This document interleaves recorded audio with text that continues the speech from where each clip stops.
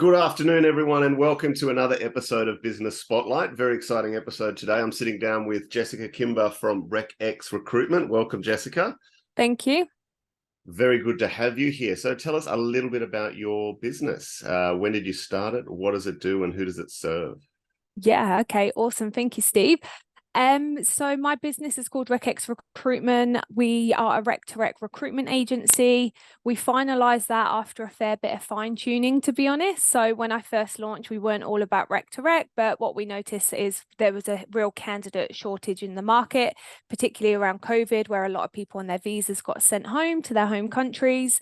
So we decided to really specialize and focus in recruiting recruiters in order to solve that problem, and have since developed our business into recruiting for agency clients as well as in-house clients. Fantastic. And I can't help myself here, Jessica. If you're recruiting for recruiters, that must make you pretty special. Special, maybe.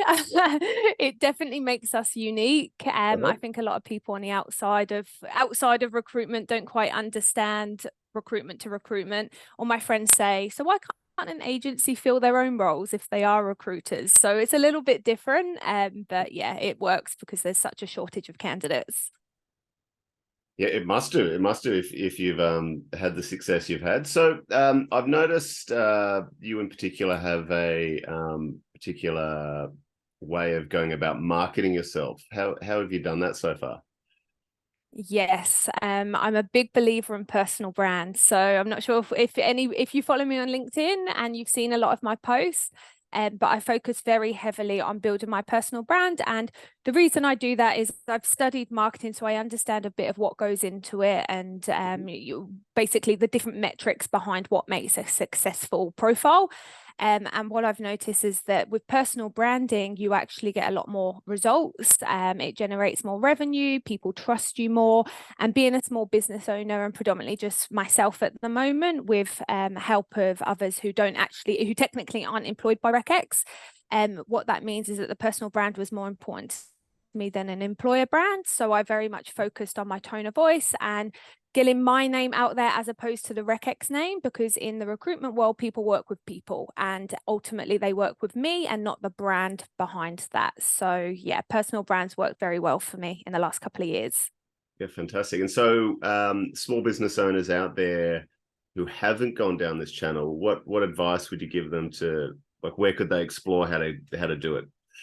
Yes, so I'd say jump on it immediately, to be honest. Social selling's the way of the future.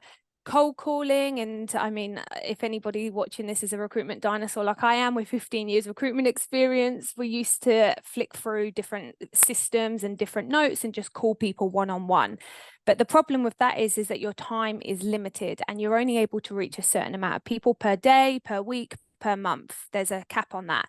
Whereas that combined with social selling, so building your personal brand alongside calling, accelerates that success rate, because you can reach thousands of people with every single post. And also it takes somewhere between 8 to 11 touch points in order for somebody to remember your brand. So if you're calling somebody 11 times, the time commitment that goes into that, as opposed to posting 11 times and having them continuously see your name and pique their interest and add value to your audience, it absolutely gets clients in the door to you, which equals inbound leads, which ultimately is going to accelerate your success. Yeah, we like those inbound leads. Yeah, we do. The warm ones. Yeah. What's being in recruitment and doing rec to rec, what are some trends that the industry is facing at the moment, and where do you see that heading? So some trends at the moment is we're in the lowest unemployment rate. Well, we have the lowest unemployment rate in Australia, and we're at 3.5% at the moment. So what that means is that all companies in pretty much all industries at the moment are struggling to hire staff. So combine that with a shortage of recruitment consultants, what that equals is there's not enough recruiters to recruit for companies that are dying for people to join their team.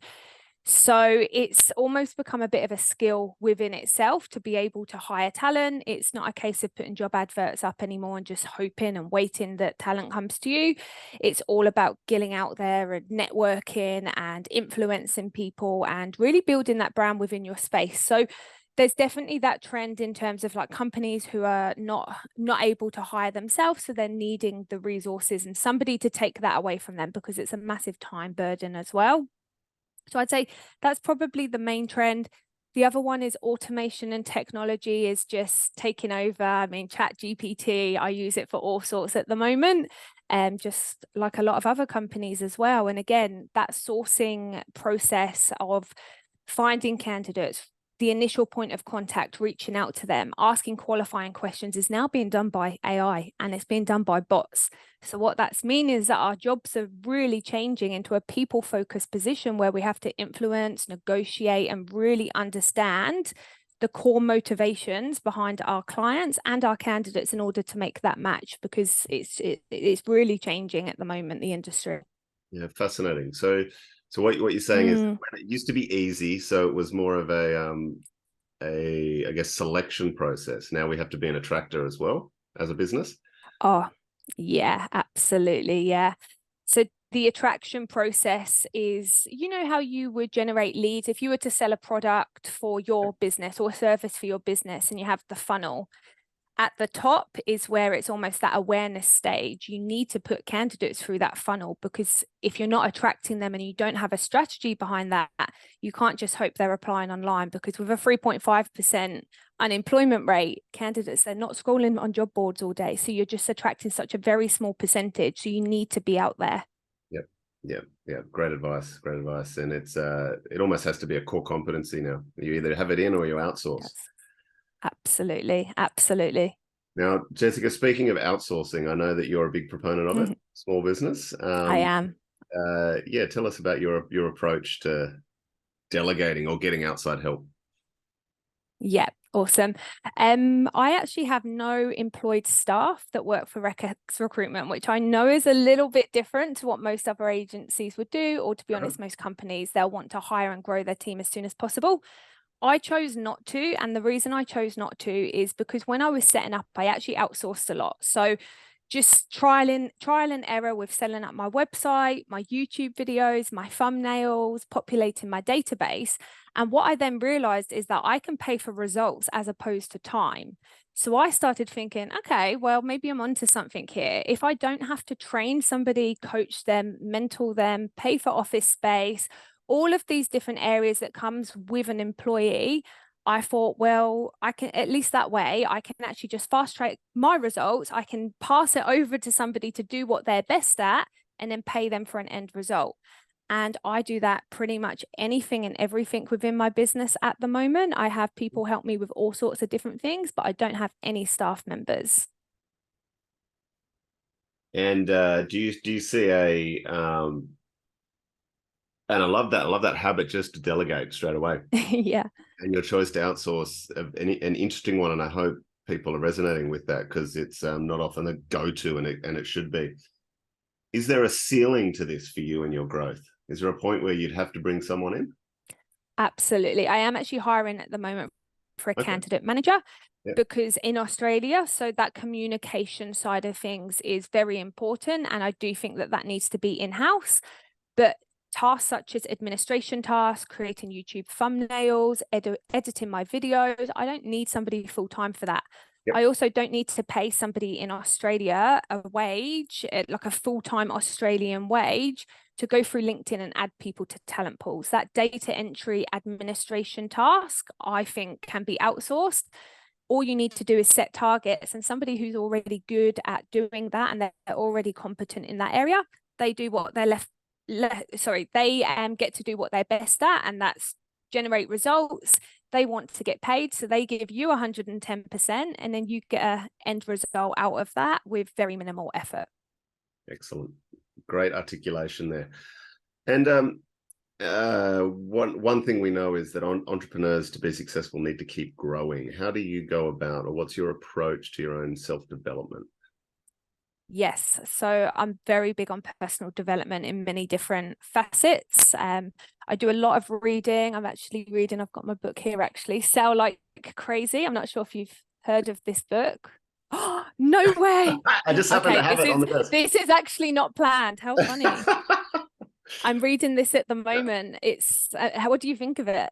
I love it. I actually got it out because I needed Yeah. to find something in it. So it just happened to be on my desk. Yeah, That's so it funny. is a very good one. And I think he's It's a just good one. been put on the panel of Shark Tank Australia. Ah, I didn't know Yeah. that. Interesting. Okay, awesome. Yeah, big fan of that show. I believe Jane Lou, she's just got her spot on the show and she's awesome. Not sure if you've heard of her. I She owns haven't. Showpo. She's awesome. Great marketing, great personal brand as well. So that's what I like her for. She's awesome. Excellent. But yeah, besides that, I'm always trying to stay on top of market trends as well. I read a lot about just AI and technology, different industry leaders. I really just try and stay on top of what I'm doing. I Mhm. also try and think outside of the box because in my opinion, recruitment's been done the same way for the last 10, 15, 20 years, and it really does need a good shake up, to be honest. So I'm trying to think of different ways in order to automate the process all around. So yeah, I do a lot of research. I will watch YouTube videos, self-learn, self-educate as well. Um, attend events, speak to people like yourself as well, who are, in amongst this, and chat to other business owners. So I really just try and network and understand what others are doing and see and implement that and see how I can do better. Yeah, fantastic. Thank you. And just getting into the mind of the entrepreneur, when you're thinking about your business, what keeps you up at night? Oh, great question. Um, a few things, to be honest, because I'm one of those people whose mind is always going a million miles an hour. Mhm. I would say the main thing that would probably keep me up at night is the media is so fun and always posting different things about recessions are looming and all sorts of scaremonger type tactics, which I don't necessarily agree with a lot of what they post. But in saying that, just because I don't agree with that doesn't mean that the mass and general people wouldn't agree with that. So that kind of keeps me up because in a recruitment business, one of the first areas that fall down would be the job market. And then if there's no jobs, recruiters, they're not employed. Or there's not such a big need for recruiters and recruiting rec to rec. If the job market and recruiters start dropping off, it really, really affects me. But in saying that, like that would be probably my biggest pain point. But I also am somebody who looks for different strategies in order to not have to worry about that. Different areas, for example, grow my personal brand and my YouTube channel. So if one side of the business starts falling, the value adding, the online program side can grow. So it's all about just fine tuning what you're doing and adapting and pivoting as per what's required. Yeah, fantastic. And if I could grant you one wish in the next 90 days, this is a hypothetical. Don't Yeah. have these kind of powers. Yeah. You can choose one of the following three. Okay. More customers through the door. Yep. Your business performs the same, but you get more time, so you don't have to work as much. Yep. Yeah. Or this one might not resonate with you, or a better, bigger performing team. Which of those three would you like? I'd go with 2. Ah, Number 2, time. I need more time. I always need more time. okay. Very, very interesting. Yeah. More time. After that, everyone. Most people at the moment are looking for more customers, so that's a good thing for your business. So I have no problem with customers. I have a problem with time to generate, like to manage all of the leads. Hence the candidate manager. I'm splitting my role into 2. That's why I'm hiring somebody. Excellent. Yeah, time's a good one. Yeah. Awesome. So let's go to something exciting before we wrap up here. Where do you see the business in the next 1 to 2 years? Yes, great question. I have actually planned ahead for this period of time. So definitely focus. I plan to have 4 staff in Australia looking after clients and candidates, plus myself in a business development and lead generation role. I also want to grow my role into basically a whole personal branding to generate different leads and then pass that knowledge and training down to my staff. I also plan I won't share my revenue figures, but I plan to achieve X amount in revenue, which is pretty ambitious as well. We've actually recently just implemented a brand new AI-driven system with over 1 billion candidates on it. So I'm really focusing on leveraging that to accelerate my growth within the industry as well. So very much focused on growth and personal development and branding for us. Awesome, and exciting to hear you have AI in your plan. I definitely do. We all Yeah. must, or we're going to not. We won't be here. Yeah. In the future, yeah. Okay, excellent. So, look, thank you very much for sharing with us today. We've got some inspiration to go and outsource, build personal brands, and yeah, like the last thing, think about AI for our business. Now, if any of our viewers out there need help, are recruiters and need help recruiting, please reach out to Jessica. Or if you like the idea of maybe working for her, I'll put your details in the notes, Jessica. So thank you very much for today. Amazing. Thank you for having me. You're very welcome. Cheers, Stephen.